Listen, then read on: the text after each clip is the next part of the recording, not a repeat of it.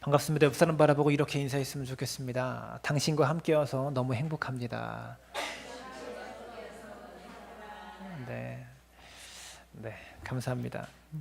여러분 요즘은 정치권에 워낙 TV를 볼 때마다 정치권의 뉴스들이 많아서 우리의 가슴을 따뜻하게 하는 이런 기부자들에 대한 이야기가 많이 나오지 않는데 가끔씩 뉴스를 볼 때마다 이 기부자들에 대한 이야기를 보게 됩니다. 90세의 나이로 노안으로 세상을 떠나신 황금자라는 할머니가 계십니다. 2년 전에 기부 내용인데요. 이분은 12살에 일본군의 위안부로 끌려가셨던 분이라고 합니다. 기초생활수급자로 일생을 사셨는데 빈병과 폐지를 모아서 저축한 재산, 자신의 전 재산 1억 원을 장학금으로 기부하시고 세상을 떠나셨어요. 또 한 분이 계십니다. 6.25 전쟁 중에 간호장교로 전쟁에 나갔다가 타고 가던 수송차가 뒤집혀지는 바람에 척추 장애를 입고 전역하게 된 조금임이라는 할머니 분이 계셔요. 이분은 혼자서는 휠체어를 탈 수조차 없는 중증 장애를 앓고 계셨는데 국가유공자가 되어서 연금을 받으셨지만 그 받은 연금을 한 푼도 쓰지도 않고 양말 공장에서 이렇게 노동을 하시면서 어렵게 생활을 하시는데 그동안 모아왔던 돈을 5차례에 걸쳐서 기부를 하십니다. 근데 그 총액이 약 7억 원 정도 되었다고 합니다. 여러분 자신을 돌봐줄 아무런 보호자가 없는 이런 노인분들에게는요 마지막 의지처가 있다면 돈일 겁니다. 돈 없으면 이들은 의지할 곳이 없다라는 거죠. 그런데 자신의 삶의 마지막 의지처였던 이 돈을 아낌없이 남을 위해서 내어놓는다는 것은요 아무나 할 수 있는 일은 아니라고 저는 생각합니다. 이 사람들은요 남을 돕기 위해서는 최선을 다했고 자신을 위해서는요 최소한의 비용을 사용했던 사람들입니다. 이것이 이들의 삶의 기준이었어요. 소비의 습관이었어요. 남을 위해서는 최선을, 자신을 위해서는 최소를. 이것이 이런 훌륭하신 분들의 삶의 기준이었다라는 거죠. 어떤 분들은 이러한 할머님들은요 부양할 가족이 없고 홀로 되신 노인분들이시기 때문에 이런 기부를 할 수 있다라고 말하는 분도 있어요. 여러분들 그렇게 생각하십니까? 그런데 이렇게 생각하신 분들의 대부분은요 이런 사고를 하는 분들의 대부분은 죄송한 이야기지만 제가 만약 이 자리에서 어떤 대기업 회장이 수천억 원을 기부했다라는 말을 하면 보나마나 그들은 먹고 살 게 많으니까 그렇게 기부했겠지 이렇게 말하실 겁니다. 따라합시다. 마음을 곱게 씁시다. 마음을 곱게 먹어야 되는 거예요. 누가 좋은 일하고 좀 착한 일을 했다고 그러면 칭찬해주고 나도 좀 본받고 싶다, 따라가고 싶다 이런 마음을 가져야지 어떻게 하면 그의 선행을 끌어내리고 깎아내릴까 이렇게 고민하면 안 된다라는 거죠. 사람들이요 돈에 대해서 가지고 있는 개념의 차이는 내가 자라온 가정 환경이나 나의 출신 지역이나 또한 특정한 사람의 영향을 받아서 소비 습관이 생깁니다. 다시 말해서 우리가 가지고 있는 소비의 습관들이 성경적이라기보다 문화적 차이가 우리의 소비의 습관들을 만든다라는 거예요. 그래서 우리는 다시 한번 하나님의 말씀 앞에 돈에 대해서 생각해 보고 싶은 거예요. 그동안 우리가 소비하고 돈을 써왔던 습관과 삶의 가치관들은요 성경적이라기보다 문화적이었어요. 하나님 말씀 앞에 돈을 어떻게 써야 되는지에 대해서 우리가 여러 가지 영적인 원리들을 함께 나누면서 이 시간 말씀을 나누는 시간을 갖고자 합니다. 질문 하나 드리겠습니다. 여러분의 가정이 한 달을 생활하는데 필요한 적절한 생활비는 얼마입니까? 얼마예요? 저마다 머릿속에 생각하는 액수가 있죠. 우리 내 가족이 살려면 한 얼마 정도는 있어야 돼 라는 생각을 다 하실 겁니다. 그런데 이 자리에 계신 모든 성도님들마다 다 다른 액수를 생각하셨겠지만 공통적인 생각 한 가지가 있어요. 뭘까요? 지금보다는 조금 더 많이. 이게 다 공통적으로 가지고 있는 생각일 겁니다. 100만 원 가지고 있는 사람도요 내가 200, 300은 바라지도 않아. 한 120 정도만 있으면 그 정도만 벌어도 내가 좀 숨통이 트일 것 같아. 200 버는 사람도 내가 뭐 300, 400 바라지도 않아. 한 230, 220 정도만 있어도 좀 살 수 있을 것 같아. 이렇게 생각할 겁니다. 근데 여러분, 만약에 한 달에 1,000만 원 가지고 생활비를 쓰는 사람, 이 사람은 그것 가지고 만족할까요? 충분할까요? 아마 이 사람도 그럴 겁니다. 내가 2,000만 원, 3,000만 원 바라지도 않아. 한 1,100만 원 정도만 있어도 좋을 것 같아. 이렇게 생각한다라는 말이에요. 누구나 더 여러분 조금만 더 있으면, 조금만 더 내가 벌었으면 이런 생각으로 살아간다라는 겁니다. 여러분, 그런데 우리가 큰 욕심 내지 않고 조금만 더 있으면 좋겠어 라는 마음으로 살아가는 것, 여러분 이것을 인정해 줄 수 있지만 그 조금만 더의 한계치가 어디까지일까요? 어디까지가 조금만 더일까요? 누구나 더 조금만 더 가졌으면 좋겠다라고 말하지만 그 조금만 더의 한계치를 정해놓고 살아가는 사람 또한 없다라는 겁니다. 그래서 성경은요, 우리에게 한 달 생활비로 이 정도만 가지고 살아라, 이 정도만 써라 라고 말하지 않아요. 이런 구체적인 기록이 없습니다. 성경에는요, 부자도 등장하고 가난한 사람도 등장합니다. 심지어 남의 집에 가서 빌어먹는 거렁뱅이도 성경 속에 등장합니다. 저는 오늘 여러분들에게 한 달 생활비로 얼마를 쓰세요 라고 말할 수 없어요. 하지만 여러분의 경제 상황과 소득 수준이 다 다르기 때문에 이렇게 말할 수 없지만, 그러나 나의 소비 습관에 대해서 성경이 말하고 있는 몇 가지 원리들을 우리가 함께 나누고 싶다라는 거죠. 먼저 4가지 생활비를 지출할 때 있어서 우리가 꼭 생각해야 될 영적인 요소들에 대해서 4가지만 말하고, 그 다음에 실천적인 우리가 습관을 바꿔야 될 삶의 요소들을 2가지를 말씀드리고자 합니다. 첫 번째로 우리의 소비 습관에 기억해야 될 첫 번째 영적인 요소는, 복을 받은 삶이 반드시 물질적인 풍요로움을 의미하지 않는다라는 거예요. 하나님 앞에 복을 받았다고 해서 이것이 곧 물질적인 풍요로움으로 나타나지 않는다라는 겁니다. 성경에는요, 하나님의 복이 물질적인 풍요로움으로 나타난다라고 말하는 본문들이 많이 있어요. 대표적인 성경이 오늘 우리가 읽었던 본문 신명기 28장의 내용입니다. 내가 내 하나님 여호와의 말씀을 삼가 듣고 내가 오늘 내게 명령하는 그의 모든 명령을 지켜 행하면 내 하나님 여호와께서 너를 세계 모든 민족 위에 뛰어나게 하실 것이라. 내가 내 하나님 여호와의 말씀을 청종하면 이 모든 복이 내게 임하며 내게 이르리니, 이렇게 말합니다. 하나님께서 우리에게 풍부함과 부유함을 약속하실 때는 그 첫 번째 조건은 하나님의 말씀을 청종하고 순종하라는 겁니다. 그의 명령을 따르라는 겁니다. 그리고 그 말씀을 지켜 행하면 우리에게 복을 주신다고 약속하는데, 그 복이 어떤 복입니까? 6절에 보면 들어와도 복을 받고 나가도 복을 받는다. 8절에는 손으로 하는 모든 일에 복을 내리고, 11절에 우리 소산이 많게 하시고, 12절에는 꾸어줄지라도 꾸지 않을 것이다. 이러한 복들을 약속하셨다라는 거예요. 이것이 돈에 관련된 복이죠. 성경은 반드시 분명히 우리에게 돈에 관련된 물질적인 풍성함과 풍부함을 약속했어요. 그런데 성경의 다른 곳에 보면요, 위대한 믿음의 사람임에도 불구하고 이런 물질적인 풍요로움을 누리지 못하고 살아갔던 인물들 또한 있다라는 거예요. 성경에 보면 욥이라는 사람이 있죠. 믿음의 사람입니다. 거룩하고 성결하게 하나님 앞에 자신을 드리기로 결단하며 그렇게 살아갔던 사람이에요. 그런데 하루아침에 자신의 자녀들을 다 잃어버리고 자신이 가져왔던 전 재산을 하루아침에 다 잃어버립니다. 사도 바울, 위대한 믿음의 사람이죠. 일생을 복음을 위해 살았던 바울 역시도 물질의 복과는 상관없는 삶을 살았어요. 여러분, 예수님 역시 물질적인 풍요로움 속에 사역하셨습니까? 머리 둘 곳조차 없으실 정도로 가난하게 사역하셨다라는 거죠. 여러분, 이들이 궁핍했던 이유가 불순종했기 때문입니까? 이들이 가난했던 이유가 하나님 명령에 순종하지 않았기 때문입니까? 성경에는요, 우리에게 물질적인 부유함과 풍부함을 주신다는 약속도 있지만, 그렇다고 해서 모두가 물질적인 풍부함을 누렸던 것은 아니다라고 말할 수 있다라는 겁니다. 우리의 소비 습관에 기억해야 될 2번째 영적인 요소는 무엇이냐면, 우리가 자족하는 삶을 배워야 한다는 겁니다. 자족하는 삶. 전도서 6장 7절에 보면 함께 읽습니다. 시작. 사람의 수고는 다 자기 입을 위함이나 그 식욕은 채울 수 없느니라. 이렇게 말합니다. 여러분, 식욕을 끊어버리기 위해서 오늘 내가 새끼 분량의 밥을 한순간에 다 먹었어요. 예? 그러면 식욕이 없어질까요? 아니잖아요.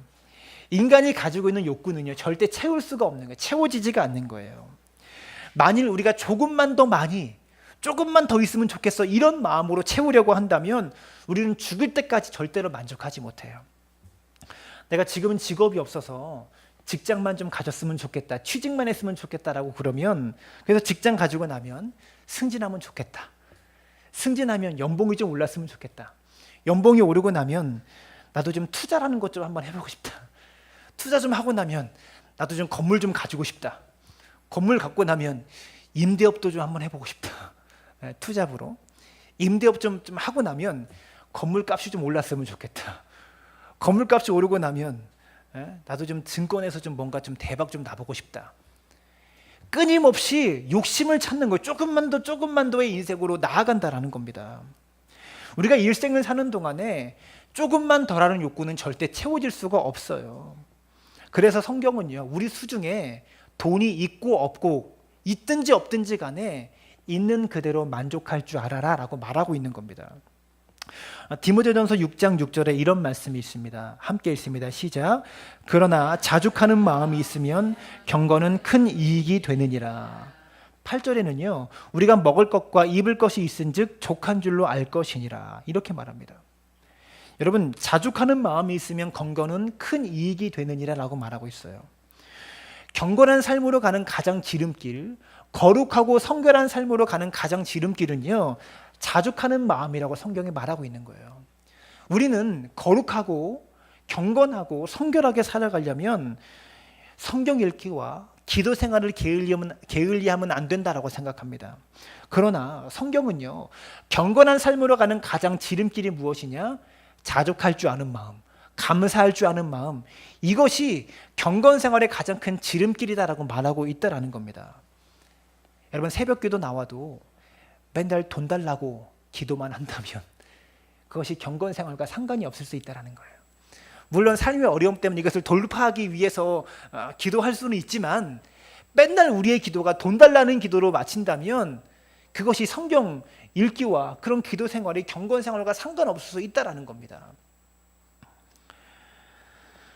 내가 아무리 말씀을 읽고 기도를 많이 해도요, 여러분, 자족하는 마음이 없으면 거룩하고 성결한 삶을 살아갈 수 없다라는 거예요. 저는요, 목사로서 이 말씀에 전적으로 동의합니다. 수많은 목회자가 자족하는 마음이 없어서 조금만 더를 추구하다가 목회 생활이 한 번에 무너지는 것을 많이 봤어요. 수도 없이 봤어요. 교회도 마찬가지예요. 성도 한 30명 되면 조금만 더 있으면 좋겠어. 100명 되는 목회자 교회를 가도 조금만 더 늘었으면 좋겠어요. 성도가 500명 돼도 조금만 더, 1000명 돼도 10,000명 돼도 다 조금만 더예요. 끝도 없다라는 것이죠. 정말 기도 많이 하는 목회자임에도 불구하고 자족하는 마음이 없어서 경건에서 떠나버린 목회자가 많이 있다라는 겁니다. 히브리서 13장 5절은 이렇게 말합니다. 돈을 사랑하지 말고 있는 바를 족한 줄로 알라, 이렇게 말합니다. 돈을 사랑하지 말고 있는 바를 족한 줄로 알라. 여러분, 자족하는 마음에 대해서 성경 여기저기에서 이야기합니다. 바울은요, 그런데 이 자족하는 마음이 타고난 성품이나 타고난 기질이 아니라 이 자족하는 마음을 훈련해서 배우는 것이다라고 말하고 있어요. 자족하는 것은 배우는 것입니다. 빌립보서 4장 11절을 함께 읽습니다. 시작. 내가 궁핍함으로 말하는 것이 아니니라. 어떠한 형편이든지 나는 자족하기를 배웠노니. 나는 자족하기를 배웠노니, 이렇게 말하고 있어요. 자족하는 것은요, 타고난 성품이 아닙니다. 성품의 문제, 기질의 문제가 아니에요. 이것은 배우고 훈련하는 것입니다. 우리 그리스도인들에게도 더 가지고 싶은 욕구와 욕심이 있어요. 이것을 자족하는 마음으로 다스리며 살아가는 것이 그리스도인들이 인생을 살아가는 방법이 되어야 하는 거예요. 더 가지고 싶은 욕구를 채워가면서 살아가는 것이 아니라, 더 가지고 싶은 욕구가 있지만 그것을 자족하는 마음으로 다스리며 살아가는 것이 그리스도인들의 삶이라는 거예요. 왜 요즘 TV에 나오는 이렇게 비리 검찰들만 봐도 장로님들이에요. 나중에 보니까 기사들 난 걸 보니까 깜짝 놀랐어요. 그렇게 그리스도인으로 살아가면서 온갖 비리들을 저지르며 살아가고 있는, 왜 그렇습니까? 조금만 더 라는 이 욕심을 자족하는 마음으로 다스리며 살아가고 있지 못했기 때문에 그래요. 경건한 것 같지만 절대 경건 생활이 아니라는 것입니다. 자족하는 마음, 이것이 여러분 경건한 그리스도인들이 가지고 있는 삶의 특징이라고 말할 수 있는 거예요. 그런 기준에서 보면 여러분은 경건한 삶을 살고 계십니까? 경건한 그리스도인들이십니까? 여러분, 조금만 더의 욕구가 우리 속에서 없어지기를 기대하지 마십시오. 이것은 없어지는 것이 아닙니다. 죽을 때까지 우리를 따라다니는 것이 이 욕심이에요. 그러나 그 욕구를 자족하는 마음으로 훈련하면서 다스릴 줄 알아야 한다는 거죠. 우리의 소비 습관에서 기억해야 될 세 번째 영적인 요소는요, 내게 맡기신 것 외에 남의 것을 탐내면 안 된다는 겁니다. 여러분, 탐을 낸다는 것은요, 나에게 주어진 것이 아님에도 불구하고 내 것으로 삼고 싶어 하는 마음, 이것을 탐심이라고 성경은 말합니다. 그게 탐심이에요. 여러분, 혹시라도 우리 중에 내가 버는 수입 외에 그 이상을 지출하고 있다면 아마도 그것은 마이너스일 될 겁니다. 내가 버는 돈 이상을 내가 소비로 쓰고 있다면 통장에 마이너스겠죠. 안정되지 못한 재정적인 삶을 살아가고 있을 겁니다. 그런데 그러한 과도한 소비가, 과도한 지출이 최소한의 삶의 나의 안정을 위해서가 아니라, 꼭 필요한 삶의 경비들을 위한 지출이 아니라 남에게 뭔가 보여주기 위해서 소비 지출을 하고 있다면 이것은 큰 문제라고 할 수 있죠. 흔히 우리들은요, 이런 문제들에 관해서 그것은 사람마다 관심의 문제다, 우선순위의 문제다, 심리적인 문제다라고 생각합니다. 근데 성경은 그것을, 그 과도한 소비를 관심의 문제, 심리적인 문제가 아니라 탐욕의 문제다라고 말해요. 영적인 문제다라고 말합니다. 한번 따라해 보시기 바랍니다. 돈 문제는 관심의 문제가 아니라 탐심의 문제입니다. 돈을 어디에 쓰냐 하는 것은 심리적인 문제가 아니라 영적인 문제입니다. 에베소서 5장 3절에 이런 말씀이 있습니다. 온갖 음행과 온갖 더러운 것과 탐욕은 너희 중에서 그 이름조차도 부르지 말라. 이는 성도에게 마땅한 바니라. 탐하는 것에 대해서 그 이름조차 부르지 말아라고 성경은 말합니다. 성경은요, 돈의 문제를 소유의 개념이 아니라 위임의 개념으로 보고 있어요. 내가 얼만큼 가졌다가 아니라 하나님께서 나에게 얼만큼 맡겨주셨다, 이만큼을 나에게 위임하신 것이다라고 말하고 있어요. 이것은 내 소유가 아니라 하나님께서 나에게 이만큼 맡기신 거다라는 거죠. 우리가 지금 내가 소유한 것이 많든 적든 하나님께서 우리의 필요에 따라서 나에게 적절한 만큼만 딱 맡기셨다는 것을 알아야 됩니다. 마태복음 25장의 달란트 비유에 보면 성경은요, 각각 그 재능대로 맡겼다라고 말씀하고 있어요. 달란트를 사람들에게 맡기시는데 각각 그 재능에 따라 맡겼다라고 말하고 있어요. 그 말은 무엇입니까?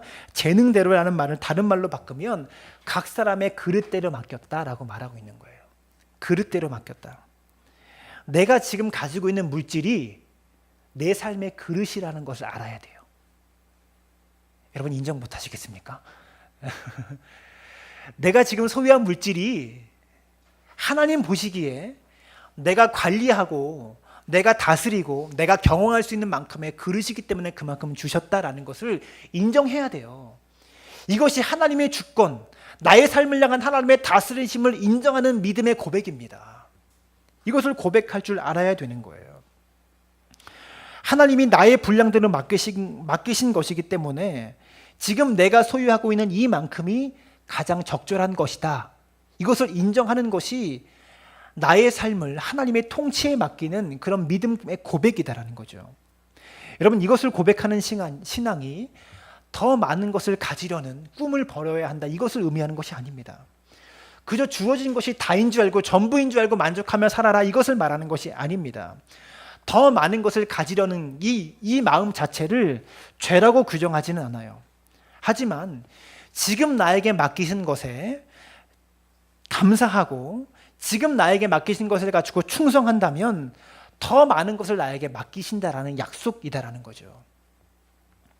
우리가 더 많은 물질을 얻기를 원하면 이미 내게 주어진 것을 잘 관리해서, 나에게 맡기신 것을 가지고 잘 관리해서 더 많이 남기는 형태로 내 소유가 늘어나는 것, 이것을 성경은 원하고 하나님께서 이것을 원하신다라는 겁니다. 더 많이 남기는 형태로 내 소유가 늘어나고, 그런 형태를 가져야 내 삶의 그릇도 늘어나는 거예요. 더 많은 것을 얻는 길은 탐심과 욕심으로 오는 것이 아니라, 남의 것을 취하고 저것 바라보면서 부러워하는 탐심과 욕심으로 오는 것이 아니라, 이미 나에게 주어진 것에 자족하며 감사하며 그것을 잘 관리해서 더 많은 것을 남기는 것으로 삶의 복들이 찾아온다라는 겁니다. 이 말을 쉽게 설명하면 따라합시다. 더 많은 것을 얻으려면 그릇을 키워야 합니다.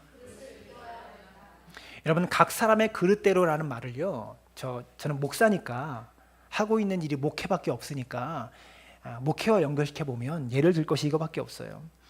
내게 맡겨진 교회 안에서 자족하고 감사하면서 여기서 내 그릇을 키워가려고 하는 것은 건강한 목회자예요.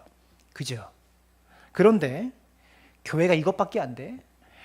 자족하지 못하고 내가 저 자리에 있었으면 저 정도는 충분히 할 수 있을 텐데, 그 이상은 내가 할 수 있을 텐데 라고 생각하는 것은 남의 것을 탐하는 목회자예요. 욕심 부리는 목회자예요. 목회의 성패는요, 이미 맡겨진 영혼들, 맡겨진 성도들에 대해서 얼만큼 충성하느냐, 다시 말해서 목회자가 내 목회의 그릇을 얼마만큼 키우느냐, 여기에 따라서 목회의 성패가 달려있다는 겁니다. 이것이 결정하는 거예요. 다시 돈 문제로 돌아와서 좀 더 가지고 싶은 마음, 우리가 이런 마음이 있는 것 자체를 성경은 부정하지 않아요. 대신 자족하는 마음을 가지고 이것을 다스리면서 마음을 훈련하고, 남의 것을 탐하지 않는 마음으로 훈련하면서 무엇에 집중해야 될까요? 내게 주어진 삶 속에서 나의 그릇을 키워가는 데 집중해야 된다는 거예요. 더 많이 남기는 데 집중해야 된다는 거예요.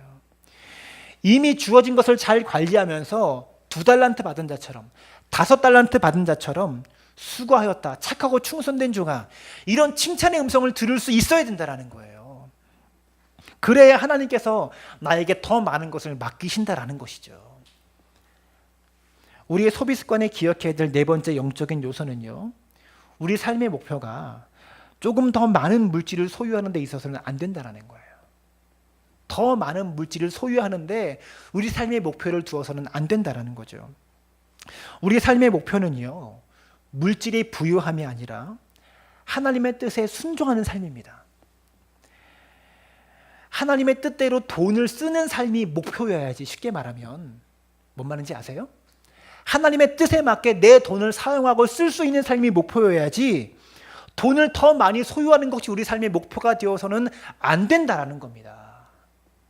아멘을 하세요. 네? 돈을 더 많이 모으고 더 많이 소유하는 것이 하나님의 뜻이 아닙니다.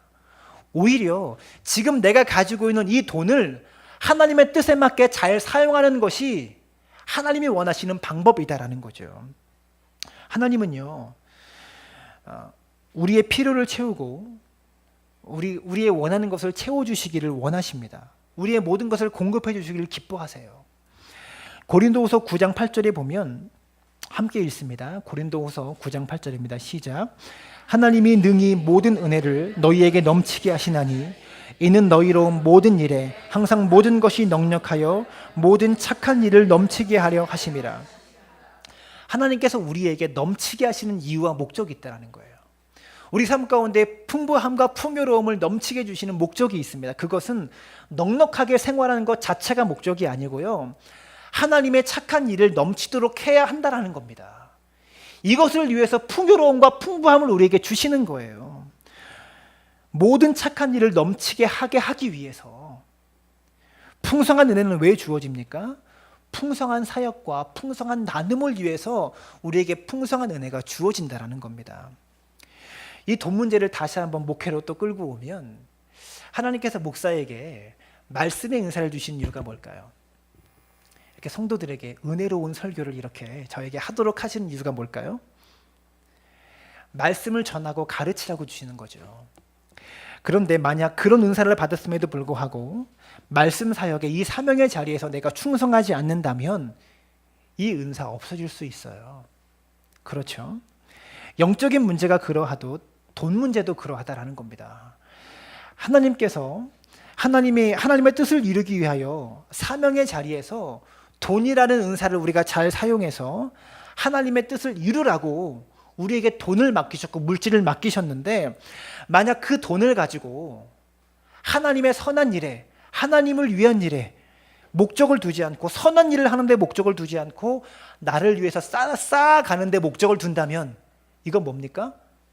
공금 횡령이죠. 하나님의 것 가지고 나를 위해서 쓰는 공금 횡령이죠. 하나님이 주신 은사 가지고 하나님이 쓰지 않고 나를 위해 쓰는 공금 횡령입니다. 배임 행위입니다. 회사에서는요, 회사에서 쓰는 돈은 이 돈이 목적에 맞게 지출해야 되고요, 어떤 목적 없이 쓰이지 않아요. 다 회사의 사업 목적에 따라 그 돈이 쓰이게 되어 있는 겁니다. 회사 돈을 그 목적에 맞게 쓰지 않으면, 나에게 회사 돈을 맡겼는데도 그 목적에 맞게 쓰지 않으면 그게 공금 횡령이고 그게 배임인 거예요. 마찬가지입니다. 우리가 영적인 공금 횡령을 하며 살 수 있어요. 영적인 배임 행위를 하며 살아가고 있다라는 겁니다.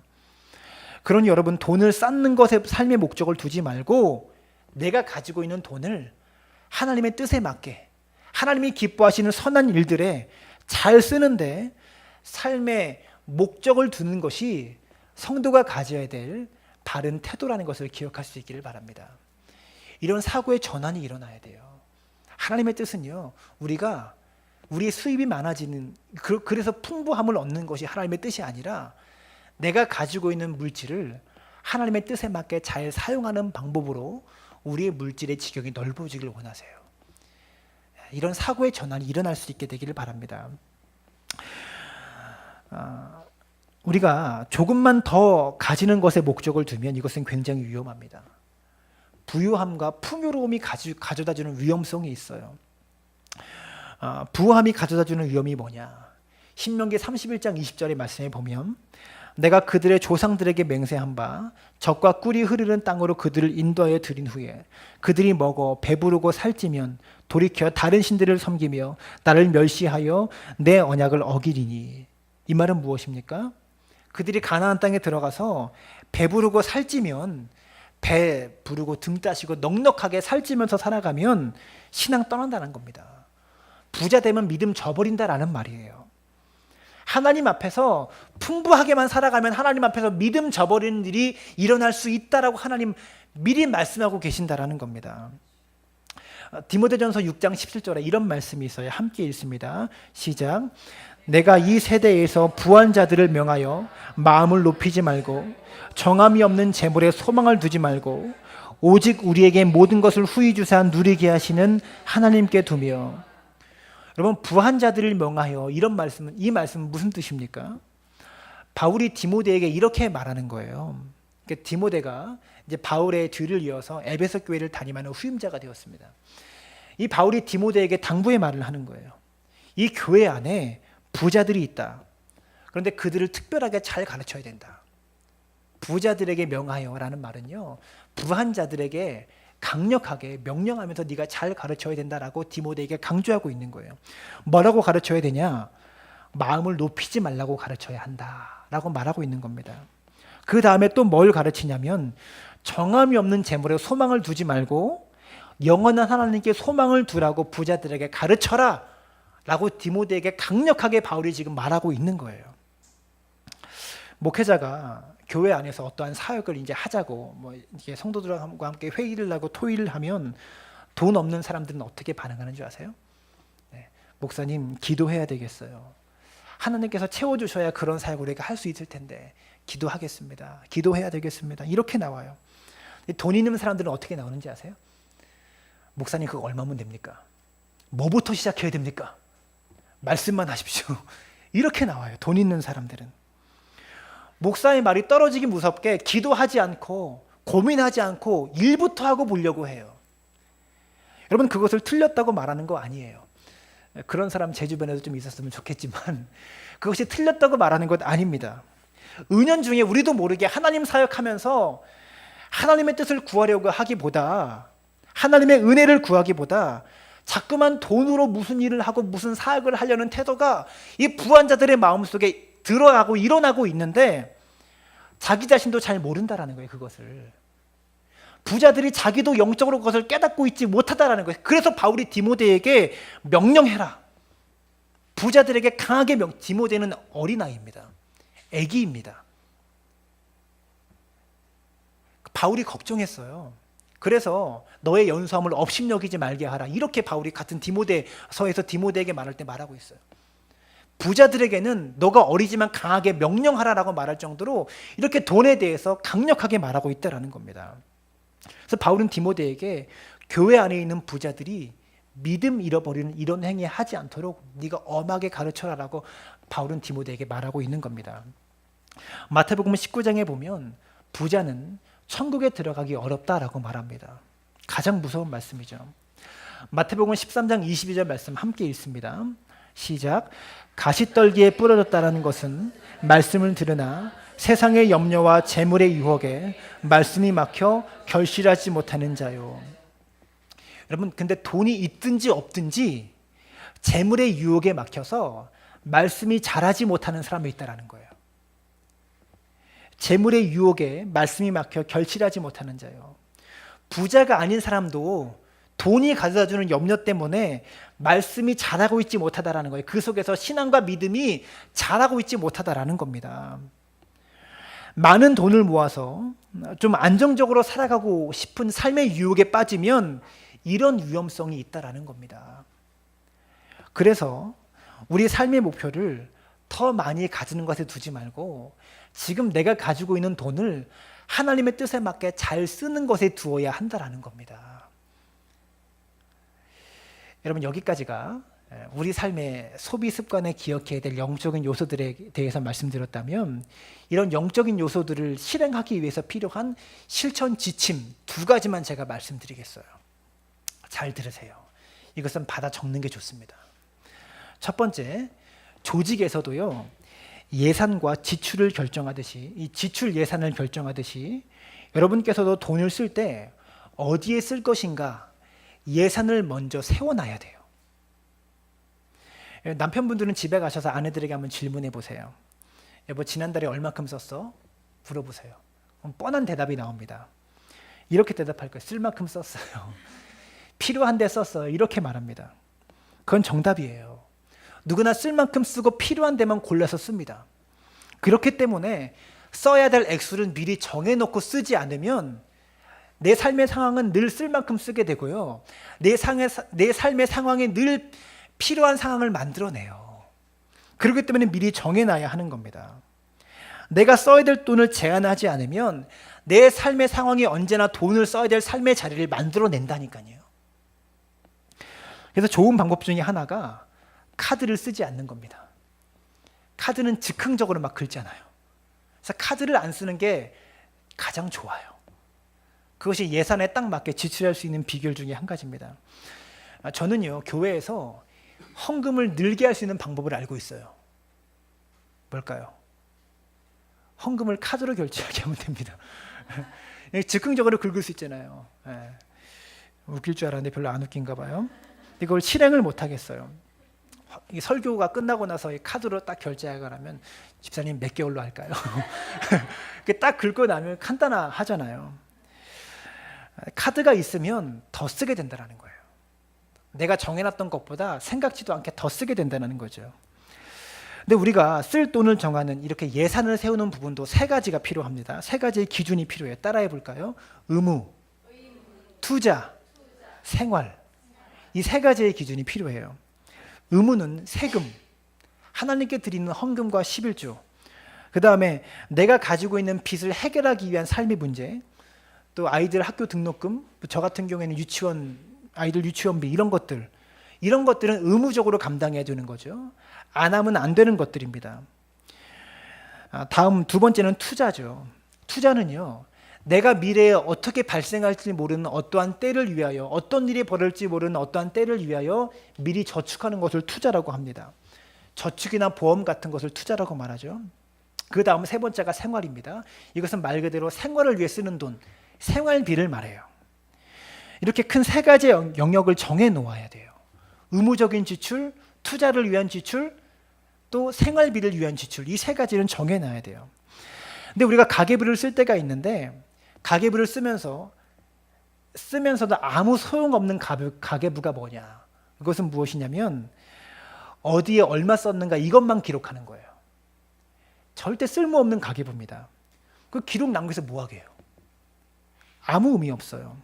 가계부는요, 어디에 얼마를 썼는지를 기록하는 게 가계부가 아니고요, 어떻게 하면 규모 있는 지출을 할 수 있을까, 규모 있는 소비를 할 수 있을까를 위해서 쓰는 게 가계부예요.